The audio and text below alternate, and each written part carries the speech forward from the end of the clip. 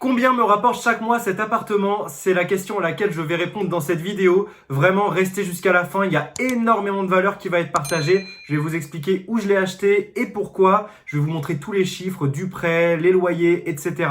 Et puis également, je vais vous montrer une vidéo de l'appartement pour que vous puissiez avoir un maximum de concret. Lorsque vous investissez dans l'immobilier, le critère numéro 1, c'est vraiment l'emplacement. Donc vous avez ici le centre-ville, c'est vraiment le bouchon de Troyes, et puis toute sa périphérie. Donc ce que je me suis dit, c'est où se trouvent les écoles, parce que je voulais faire de la location étudiante. Donc j'ai zoomé dans le centre-ville, je me suis rendu compte qu'il y avait ici le campus des Comtes de Champagne, donc c'est une fac, et puis ici l'école supérieure de design. Mais ce sont vraiment pas les plus grandes écoles, donc c'est pour ça que je me suis un petit peu rabattu sur la Y School, donc c'est une école de commerce, et puis sur l'UTT et l'EPF que vous avez directement à Saint-André-les-Vergers. Mais le problème, c'est que c'est éloigné du centre-ville. Donc je me suis posé des questions et je me suis rendu compte après pas mal de sondages que les étudiants préféraient vivre en centre-ville, quitte à prendre les transports pour aller à l'université.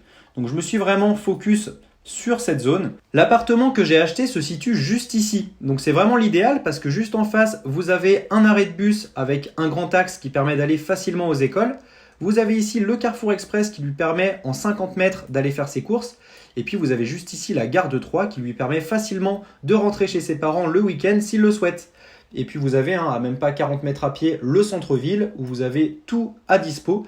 Et puis également si par exemple l'étudiant se trouve à la fac ou bien à l'école de design, il peut toujours y aller à pied. Donc c'est pour ça. L'emplacement c'est vraiment du bon sens, mais c'est vraiment le critère numéro 1 qu'il faut regarder. Pourquoi j'ai choisi d'investir dans la ville de Troyes? Eh bien tout simplement parce que je voulais m'éloigner de la région parisienne où les rentabilités dans l'immobilier sont très faibles. Elles avoisinent entre 3 et 4% par an, tandis qu'à Troyes ou dans d'autres villes en province, on avoisine les 8 à 10%. C'est-à-dire que pour un même prix d'achat, vous allez percevoir des loyers bien plus élevés. Après, j'ai regardé dans d'autres villes comme par exemple Angers, Blois, Orléans, Nancy, Rouen, il y a plein de villes super intéressantes, mais j'ai choisi Troyes tout simplement parce que j'ai vu qu'il y avait une ligne Troyes-Paris qui était en train de s'installer pour pouvoir faire le trajet en 45 minutes, ce qui veut dire que des Parisiens vont pouvoir s'installer à Troyes et ça peut faire monter le prix de l'immobilier.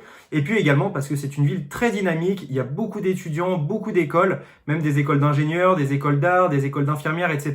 Il y a vraiment de tout et c'était pour moi un bon investissement. Et puis la troisième raison, c'est que les prix de l'immobilier sont partis de très bas à Troyes et sont en train petit à petit de grimper pour s'ajuster à la valeur du marché français.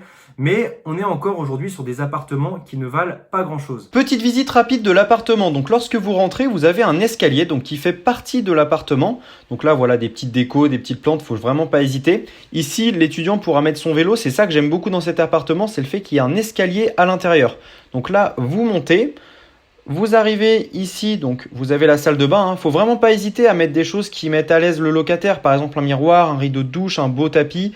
Voilà, là j'ai remis un tapis ici aussi. Donc là, on arrive vraiment dans la cuisine.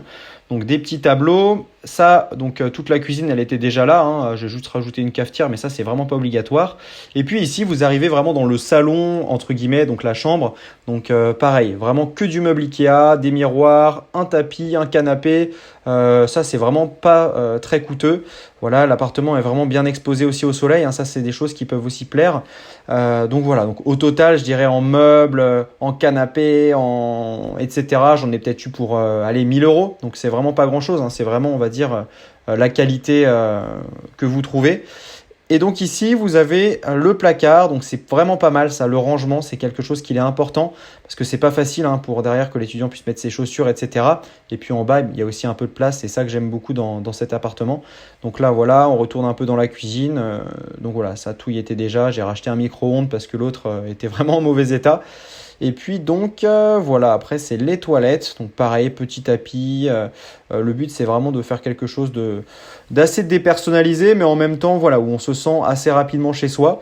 Donc là je vais le louer en loueur meublé non professionnel, donc parce que c'est beaucoup plus avantageux on va dire d'un point de vue imposition. Demandez-moi si ça vous intéresse aussi que je fasse une vidéo par rapport à ça. Je viens de vous retrouver une petite photo pendant le montage des meubles, donc vraiment c'est que du kit, c'est super simple à monter, c'est efficace, moi j'adore. On va encore parler de concret. Quels sont les chiffres? Cet appartement m'a coûté exactement 65 000 euros frais d'agence inclus, auxquels on vient ajouter les frais de notaire de 6 200 euros. Donc pour le total du projet, on est à 71 200 euros.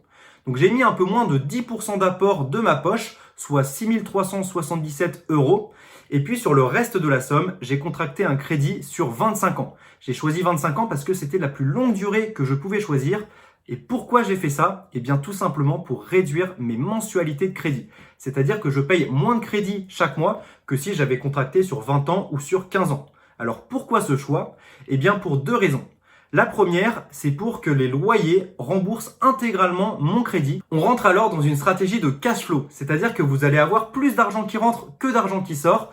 En fait, vous gagnez de l'argent sur de l'argent que vous n'avez pas. C'est grâce à l'argent que vous avez emprunté à la banque que vous allez générer encore plus d'argent et ça s'appelle l'effet levier bancaire et c'est très très puissant dans l'immobilier. Et la deuxième raison très importante pour laquelle je choisis toujours des crédits très longue durée, c'est le taux d'endettement.